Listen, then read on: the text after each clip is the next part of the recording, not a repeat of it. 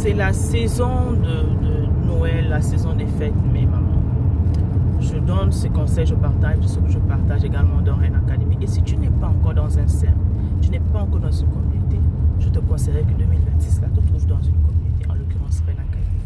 Parce que nous passons le temps à conseiller la maman, future maman.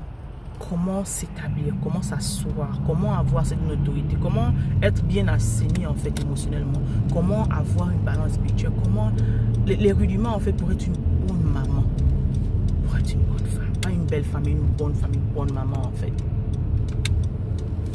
selon le cœur de Dieu. Et pendant les fêtes en fait, il faut réfléchir.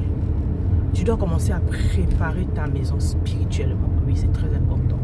Préparer ta maison spirituellement. Préparer ta maison en fait matériellement. Préparer ta maison. Qu'est-ce que tu veux? Quelle est l'ambiance que tu veux? Noël, c'est pas pour les cadeaux, c'est pas en fonction des cadeaux, c'est pas en fonction des guirlandes, etc. Non. Qu'est-ce que je veux dire par préparer sa maison spirituellement? Tu dois savoir que c'est la venue du Christ. Ça veut dire qu'en tant que maman, en tant que parent, vous devez avoir chaque année, on lit l'évangile de Luc. D'accord? Donc chaque jour, on lit un évangile en fait. Pourquoi l'évangile de Luc? Parce que l'évangile de Luc, c'est l'évangile dans lequel on parle de la naissance en fait du Christ, comment Christ est venu, etc. Et on prend le temps pour que l'enfant comprenne en fait l'origine spirituelle de la fête de Noël.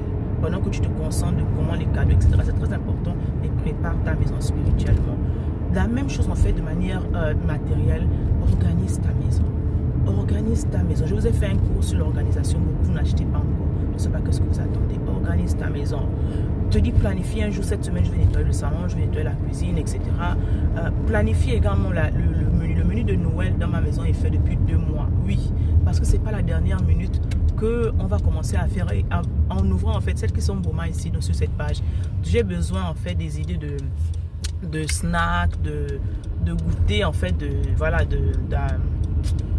d'appetizer en fait, d'entrée, d'accord, de chez nous, originaux de chez nous en fait. Dites-moi dans ces commentaires en fait, partagez, ça va me faire plaisir, merci beaucoup. Et voilà, tu prépares cela en fait, quel est le menu que tu vas avoir, parce que si tu attends la dernière minute, tu auras le stress. Ma maman disait toujours, il y a quelque chose qui est très important dans la maison d'une femme, on doit jamais manquer. Ta maison doit être payée, le courant, tes enfants ne doivent pas dormir dans le noir, tu dois avoir un sac de riz, un carton de poulet ou de poisson, un bidon d'huile, d'accord, et un peu de tomates. Avec toutes ces choses-là, tu peux créer beaucoup de choses. Et un peu, si tu as les légumes, etc., tu peux créer beaucoup de recettes différentes, en fait, d'accord, sans te frustrer, en fait, d'accord. Le plus important, c'est l'organisation. Donc, quand tu le fais, en fait, une fois que tu as fait ça, tu fais la liste des choses, tu t'assois, maintenant, tu dis, ok, voilà, tu as combien d'enfants? 2, 3 enfants. Et on va en discuter après.